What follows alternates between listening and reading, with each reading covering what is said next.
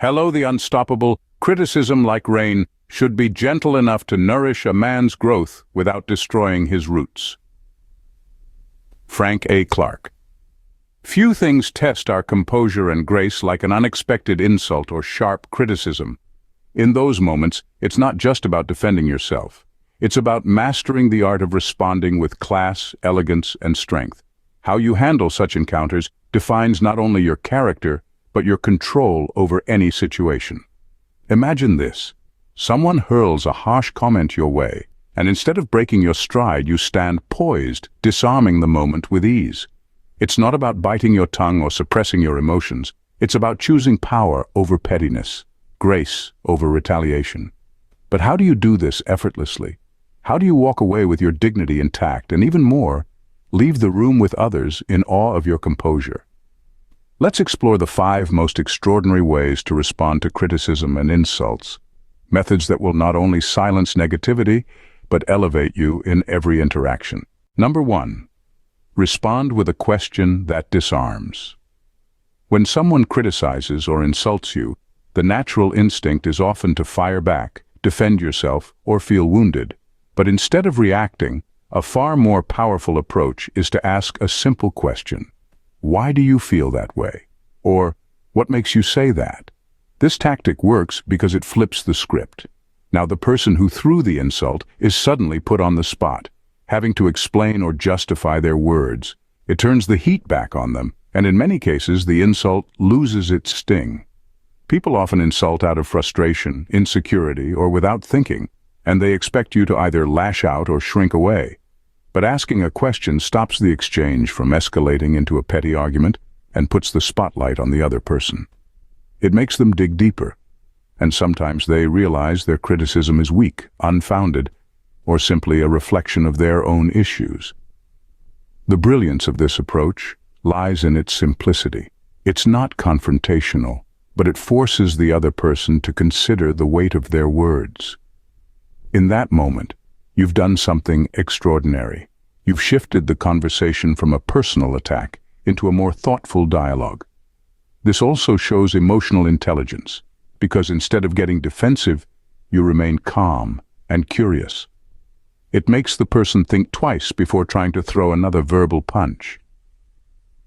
You've disarmed them without raising your voice, keeping the upper hand while maintaining your composure. It's a subtle but incredibly effective way to turn an attack into a moment of clarity, where you remain in control of both the conversation and your own emotions.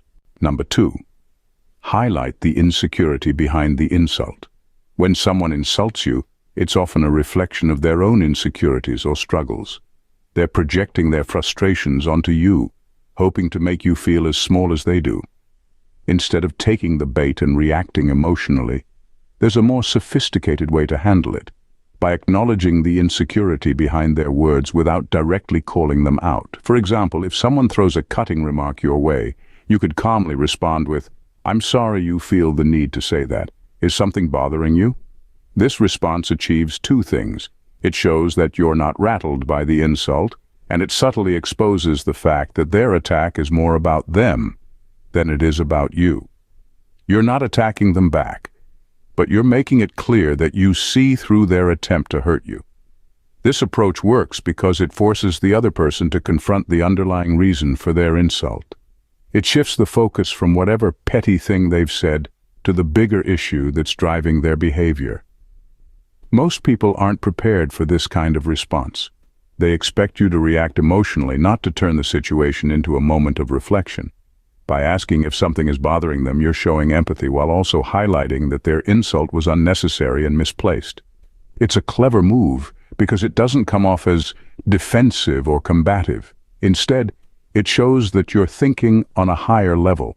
You're not letting their words penetrate your confidence. In fact, you're offering them a chance to reflect on their own behavior without having to confront them directly. It's a graceful way to maintain your dignity while gently nudging them to reconsider their actions. Number 3. Master the power of silence. Silence is one of the most powerful tools you can use when someone criticizes or insults you. It may seem counterintuitive. After all, we're wired to respond, defend ourselves, or prove a point. But choosing not to speak in the heat of the moment sends a much stronger message. When you stay silent, you're showing that the insult or criticism hasn't rattled you. It communicates that you don't feel the need to justify yourself or give the other person the reaction they're seeking. Silence says, "I'm in control here," without you needing to utter a word. What makes silence so effective is that it creates an uncomfortable space for the person who's attacking you. They expect a reaction. When they don't get one, it throws them off balance. They're left questioning whether their words had any impact or if they even mattered. Silence forces them to sit with their own behavior, while you remain calm and composed. It also gives you time to process your emotions and thoughts without being pressured into saying something you might regret. Another layer to this is that silence speaks volumes about your confidence. You don't need to engage in petty back and forths or lower yourself to their level. By holding back, you're showing that you're above the need to argue or explain. It's not about shutting down or avoiding conflict. It's about demonstrating that you value your peace more than winning a meaningless exchange. People who can remain silent in the face of an insult have mastered their emotions. That kind of self-control is not only rare, but it's incredibly powerful. It shifts the dynamic entirely, leaving the other person feeling small without you lifting a finger. Number 4. Transform insults into an opportunity for self-reflection. Criticism can sting, especially when it feels unfair or harsh. But here's a different way to look at it. Instead of instantly dismissing it or getting defensive, you can use it as a chance to reflect and grow. This doesn't mean every piece of criticism is valid, but there's often a kernel of truth hidden in even the harshest comments. By asking yourself, "Is there something I can learn from this?" you shift the power back to yourself. You take control of the situation instead of letting the criticism control you. This approach isn't about letting people walk all over you.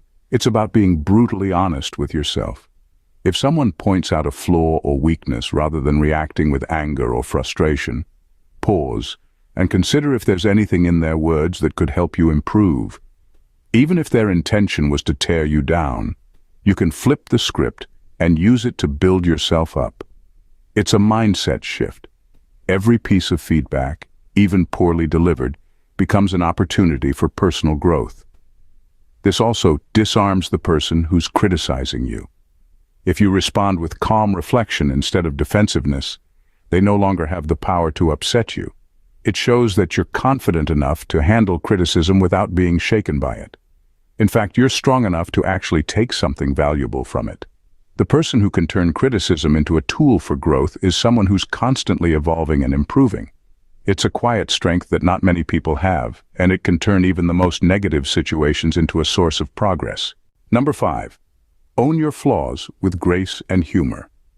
One of the smartest ways to handle criticism or insults is by owning your flaws with grace and humor. When someone points out a weakness or tries to take a jab at you, the last thing they expect is for you to agree with them. But by doing just that, you take all the wind out of their sails. If someone criticizes you for always being late, instead of getting defensive, you could laugh and say, "Yeah, that's definitely something I need to work on." This approach immediately disarms the other person because you're not fighting back. You're owning it. The key here is that you're not denying your imperfections, but you're also not letting them define you. You're saying, "Yes, I have this flaw, but it doesn't control me, and I'm self-aware enough to admit it." Self-awareness is powerful because it shows that you're confident enough to acknowledge your weaknesses without being crippled by them. You're sending the message that nobody can use your flaws against you because you've already accepted them. Adding humor into the mix makes the response even stronger. If you can laugh at yourself, it shows that you're comfortable in your own skin and not easily shaken by what others think. Humor lightens the situation and makes it harder for the other person to continue their attack. It also makes you seem more approachable and less defensive, which can instantly shift the mood of the conversation. Owning your flaws with grace shows emotional intelligence. It proves that you're not looking for validation from others, and you're not afraid to admit that you're still a work in progress. It's a level of maturity and self-confidence that very few people possess. And it completely takes the power away from anyone trying to use your imperfections against you. In the end, how you respond to criticism and insults speaks volumes about your character. It's not about having the perfect comeback or winning an argument. It's about maintaining your dignity and staying in control. Whether through silence, self-reflection, disarming questions, owning your flaws, or recognizing the insecurities behind the insult, the way you handle these moments can either elevate or diminish you. By choosing grace over aggression and composure over chaos, you not only protect your peace, but command respect. True power lies not in how loudly you respond, but in how deeply you rise above the noise. If you found value in these powerful strategies and want to keep mastering the art of handling life's challenges with class and confidence, don't forget to hit that subscribe button. Join our community where we dive deeper into topics that elevate your mindset, sharpen your responses, and help you become the best version of yourself. Subscribe now and never miss a chance to grow stronger, smarter, and more unstoppable every day. Thanks for watching. See you in the next video. Bye for now, and stay blessed.